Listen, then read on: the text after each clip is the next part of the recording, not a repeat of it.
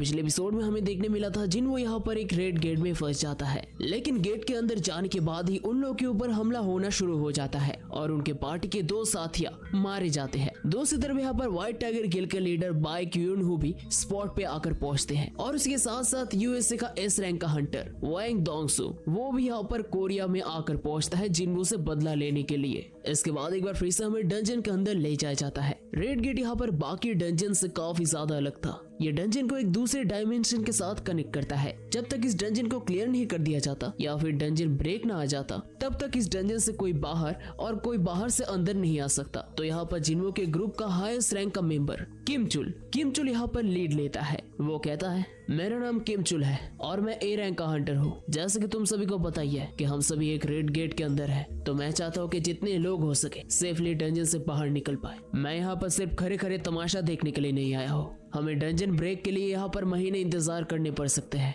तब तक कितने लोग सरवाइव कर पाएंगे इसके बारे में मुझे कुछ नहीं पता। ये मोस्ट लाइकली बी रैंक का डंजन होगा, तो इतने सारे लोगों को मैनेज करना मेरे लिए पॉसिबल नहीं है और इसी वजह से मैं चाहता हूँ कि हमारा ग्रुप यहाँ पर 2 हिस्सों में बढ़ जाए। जिन्हों इसको सुनकर बहुत ही ज्यादा शौक हो जाता है। किम चुल और कहता है अगर हम लोग यहाँ पर खड़े रहे तो हम लोग आज नहीं कल मारे जाएंगे। अगर कोई भी मेरे साथ नहीं भी आना चाहता तो भी मैं अकेला ही जाऊंगा। तो बताओ कौन कौन मेरे साथ आना चाहता है? क्योंकि यहाँ पर किम चुल ए रैंक का हंटर था तो सभी लोग यहाँ पर किम चुल के साथ ज्वाइन होना चाहते थे, लेकिन किम चुल यहाँ पर कमजोर हंटर्स को धक्के मारकर बाहर कर देता है। वो कहता है मुझे माफ कर देना, लेकिन मैं सी रैंक और उससे नीचे के हंटर को अपनी टीम में नहीं ले सकता। एक रेड गेट के अंदर एक दिन बाहर के 1 घंटे के समान होता है और कोई नहीं जानता कि डंजन बॉस को हराने में हमें कितना दिन लग जाए। तो इसी वजह से मैं अपने साथ कमजोरों को नहीं ले सकता। सभी लोग यहाँ पर प्रोटेस्ट करने लगते हैं, लेकिन यहाँ पर किम चुल कहता है देखो अपसेट होने की कोई जरूरत नहीं है। एक बार अगर हम लोग डंजन बॉस को हरा पाए तो हम लोग सभी बाहर निकल सकते हैं। किम चुल जब इसके बारे में बात कर ही रहा था तभी किम चुल के पार्टी में से एक लड़की कहता है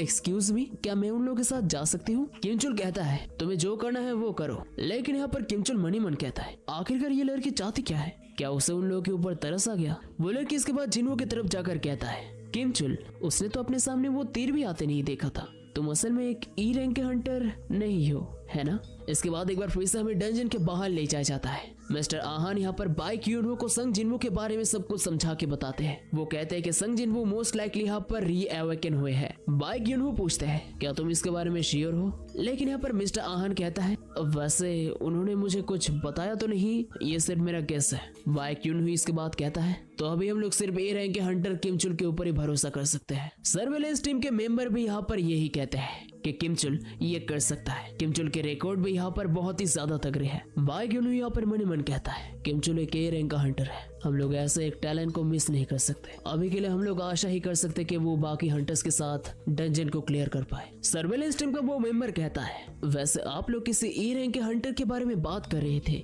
है ना? वो शायद ही री-अवेकन हुआ है, लेकिन किम चुल मेरे ख्याल से उससे ज्यादा ताकतवर होगा। ये बात सुनकर यहाँ पर मिस्टर आहान थोड़ा चिढ़ जाते हैं, लेकिन तभी यहाँ पर डंजन के गेट के बाहर एक गाड़ी आकर रुकता है और ये गाड़ी था वांग डोंगसू का। वांग डोंगसू कहता है अरे ये क्या हुआ?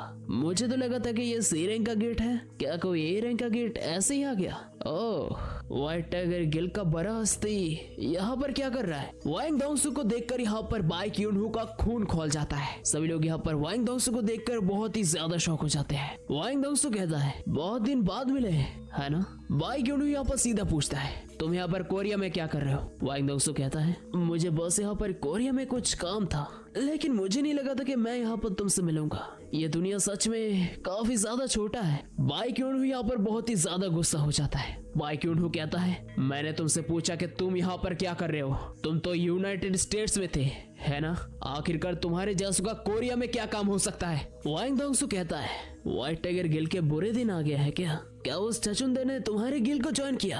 आखिरकार तुम लोगों के गिल को हो क्या गया है? तुमने उस ए रैंक के हंटर को अपने गिल पे रिक्रूट कैसे किया? बाई क्यून-हू को यहाँ पर पहले कुछ समझ नहीं आता, लेकिन इसके बाद वांग डोंगसू कहता है मैं ए रैंक के हंटर संग जिन्वो के बारे में बात कर रहा हूँ। संग जिन्वो का नाम सुनकर बाई क्यून-हू और एक बार शॉक हो जाता है। उसे समझ नहीं आ रहा था कि वांग डोंगसू को संग जिन्वो के बारे में कैसे पता है। इसके बाद वांग डोंगसू रेड गेट के सामने जाता है और हमें एक बार फिर से डंजन के अंदर ले जाया जाता है। जिन्वो उस लड़की से पूछता है ठीक है फिर तो मुझे एक चीज बताओ, तुम लोग तो नए हंटर्स लगते हो, एक रेड गेट के अंदर आने के बाद भी तुम लोग ऐसे शांत कैसे रह सकते हो? वो लड़की कहती है क्योंकि हमें सबसे पहली बात जो सिखाया जाता है, डंजन के अंदर कुछ भी हो सकता है। इसके बाद किम चुल और जिनवू का ग्रुप एक दूसरे को गुड लक बोलकर डिवाइडेड हो जाते हैं। जिनवू और बाकी पार्टी मेंबर्स एक साथ जंगल के अंदर से जाने लगते हैं। वो लड़की यहाँ पर बार बार जिनवू के रैंक के बारे में पूछती है। जिनवू कहता है मुझे खुद भी नहीं पता मेरा रैंक क्या है। वो लड़की अपने मन ही मन कहती है ये लड़का एटलीस्ट ए रैंक का होगा और शायद। इसके बाद हमें किम चुल के पार्टी के पास ले जाया जाता है। किम चुल यहाँ पर जिनवू के पार्टी के बारे में ही सोच रहा था, तभी उन लोगों के सामने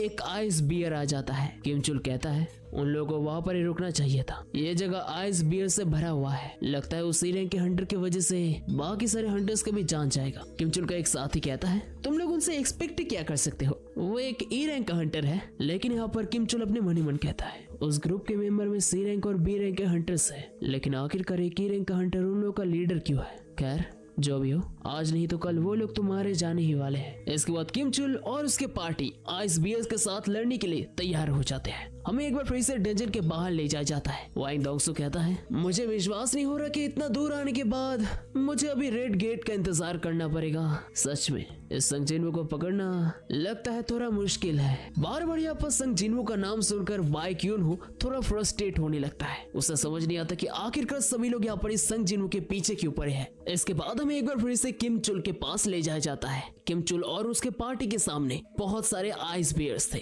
उनमें से एक आइस बियर यहाँ पर अपने पंजों की मदद से किम चुल के ऊपर हमला करता है। किम चुल अपने शील्ड को लेता है और उस आइस बियर के पंच को ब्लॉक करता है और अपने दूसरे हाथों की कुल्हाड़ी की मदद से उस आइस बियर को मार गिराता है। और ऐसे ही वो बहुत सारे एक के बाद एक आइस बियर को मार गिराता है। सभी लोग यहाँ पर किम चुल को शाबाशी देने लगते हैं। किम चुल भी यहाँ पर सोचने लगता है कि आइस बियर के लिए वो अकेला ही काफी है। सभी लोग यहाँ पर सोचने लगते हैं कि वो लोग इस डंजन से बहुत ही आसानी से निकल जाएंगे। तो वो लोग आइस बियर को काट के उसका मांस निकालने का प्लान करते हैं। लेकिन तभी किम चुल कहता है तुम लोग ये सब क्या बोल रहे हो? हम लोग अभी भी एक रेड गेट के अंदर है, तो हम लोग बिल्कुल भी आसानी नहीं बरत सकते। सबसे पहले हमें इस जंगल से बाहर निकलना होगा। किम चुल यहाँ पर मनी मन सोचता है अगर मैं नहीं होता तो ये लोग अभी तक उन भालुओं का खाना बन जाते। इसके बाद हमें जिनवू के पार्टी के पास ले जाया जाता है। वो लोग घने जंगलों के बीच से यहाँ पर चलते जा रहे थे, लेकिन तभी अचानक से वो लड़की रुकने के लिए कहती है। जिनवू पूछता है कि आखिरकार क्या हुआ है। वो लड़की सामने वाले पेड़ों के ऊपर निशान को दिखाकर कहती है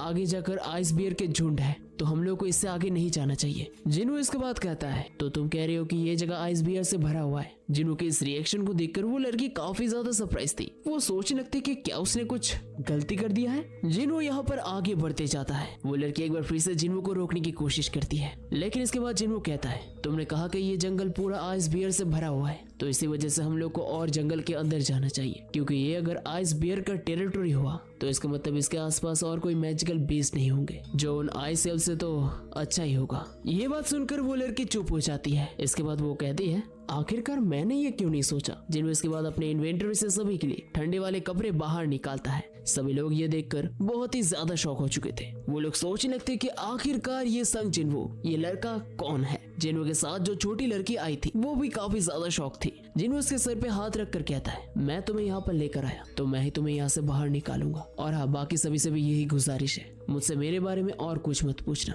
और मुझसे कुछ एक्सपेक्ट भी नहीं करना। जिनवू जब इन सब के बारे में कह ही रहा था तभी अचानक से वहाँ पर एक आइस बियर आ जाता है। सभी लोग इस आइस बियर को देखकर बहुत ही ज्यादा घबरा जाते हैं। सभी लोगों को लगने लगता है कि उन्हें इस जंगल में आना ही नहीं चाहिए था। वो लड़की यहाँ पर तुरंत लीड लेने की कोशिश करती है। वो कहती है सभी लोग मैं इसे डिस्ट्रैक्ट करने की कोशिश करती हूँ, तब तक तुम सभी कोई ओपनिंग ढूंढने की कोशिश करो। लेकिन तभी जिनवू सामने आता है और उस लड़की को सामने से हटाकर कहता है देखो मैं तुम्हें एक बात साफ साफ बता देता हूँ, इन सारे आइस बियर्स को मैं अकेले मारूंगा। वो लड़की यहाँ पर बार बार जिनवू को रोकने की कोशिश करती है, लेकिन यहाँ पर जिनवू नहीं मानता। वो आइस बियर बहुत ही एग्रेसिवली जिनवू के ऊपर हमला करता है, लेकिन यहाँ पर जिनवू एक बहुत ही ज्यादा लंबा जंप मारता है। जिनवू यहाँ पर सीधे जाकर उस आइस बियर के सर पे बहुत ही जोर का पंच मारता है और सिर्फ एक ही पंच से उस आइस बियर का हालत पतला हो जाता है। ये कारनामा देखने के बाद यहाँ पर सभी की आंखें खुले के खुले रह जाते हैं। इसके बाद एक बार फिर से हमें गेट के बाहर ले जाया जाता है। बाई क्यूनहू यहाँ पर वाइंग डॉग्सो से पूछता है आखिरकार तुम उस संग जिनवू के पीछे क्यों पड़े हो। वाइंग डॉग्सो कहता है तुम्हारा इससे मतलब क्या है। मैं बस यहाँ पर थोड़ा मजे उठाने के लिए आया हूँ।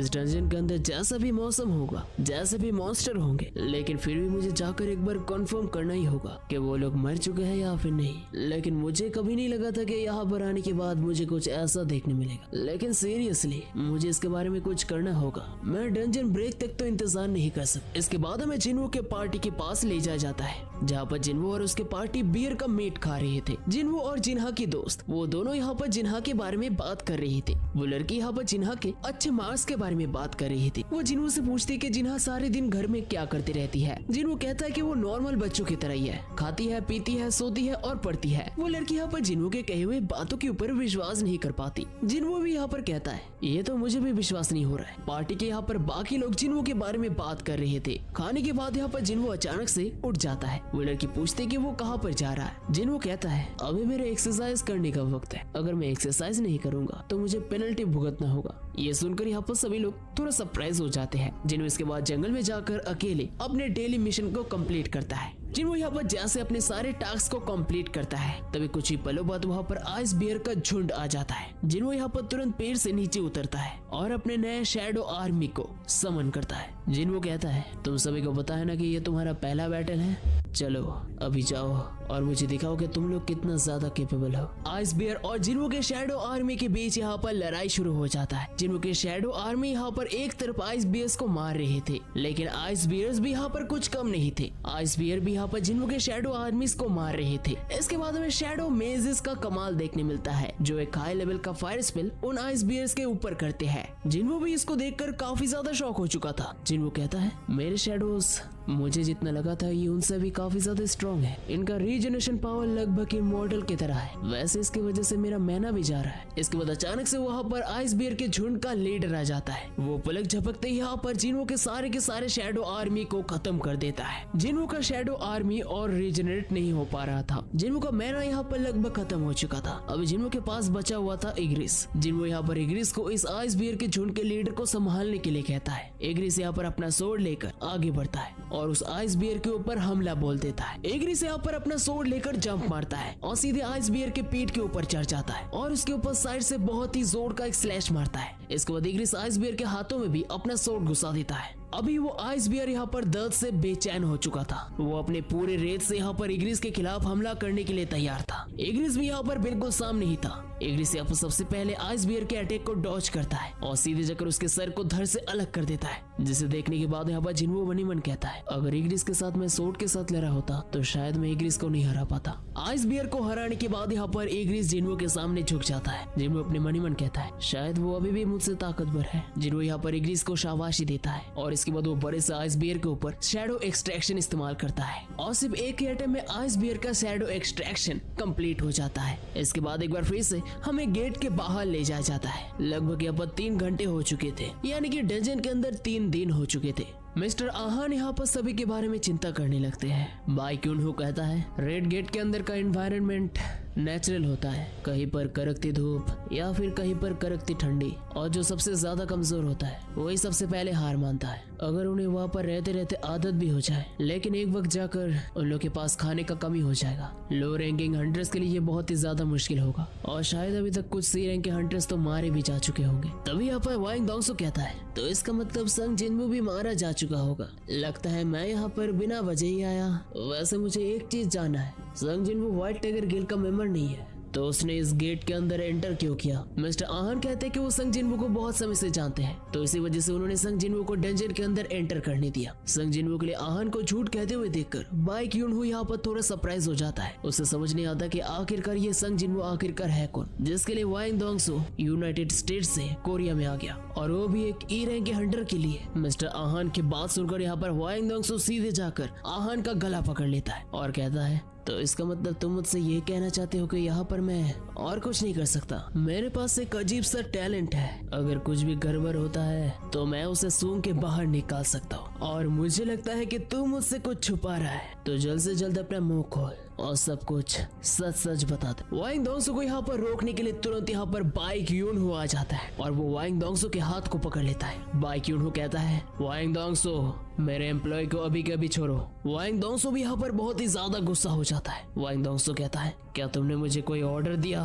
कोई बड़े हस्ती बनने का बहाना बंद करो। बाई क्यूनहो यहाँ पर और भी ज्यादा गुस्सा हो जाता है। वो अपने एबिलिटी को एक्टिव कर देता है और अभी 2 कंट्री के 2 एस रैंक के हंटर्स आमने सामने थे। इसके बाद हमें डंजन के अंदर किम चुल के पार्टी के पास ले जाया जाता है। हमें यहाँ पर किम चुल का शील्ड और एक्स देखने मिलता है जो टूटे फूटे थे, और इसके साथ साथ हमें सामने एक बहुत ही बड़ा गोरिल्ला जैसा मॉन्स्टर देखने मिलता है जिसे येती कहा जाता है। इसके बाद हमें किम चुल के पार्टी का एक मेंबर देखने मिलता है जो काफी ज्यादा थका हुआ था। वो अपने मन ही मन कहता है, किम चुल अभी नहीं रहा, ये कैसे हो सकता है? मुझे लगा था मैं व्हाइट टाइगर गिल्ड का टॉप मेंबर बनूंगा, यहाँ तक कि मुझे स्पेशल ट्रेनिंग भी मिले थे, तो मैं कैसे हार सकता हूँ?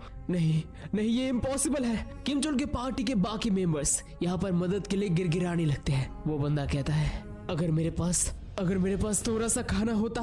खाने का कमी ये मेरी गलती नहीं है। नहीं, मैं अभी स्क्वाड लीडर हूँ, अब ये मेरी जिम्मेदारी थी। वो बंदा यहाँ पर पूरी तरीके से हार मान चुका था, लेकिन तभी अचानक से उनके सामने एक बार फिर से आइस एल्व्स का झुंड आ जाता है और ये देखकर उसके आंखें खुले के खुले रह जाते हैं। वो अपने आसपास देखता है, सभी लोग यहाँ पर मारे जा चुके थे। तभी अचानक से उसके तरफ कोई पीछे से एक भाला फेंकता है। वो तुरंत यहाँ पर पीछे मुड़ता है और हमें देखने मिलता है कि ये एक आइस एल्फ है। आइस एल्फ को इतना ज्यादा पास देखकर वो डर के मारे वहां से भागकर चला जाता है और इसके बाद हमें आइस एल्फ का ग्रुप का लीडर देखने मिलता है जो घोड़े के ऊपर सवार होके आया था। And that's it for the solo leveling season 2 episode number 2।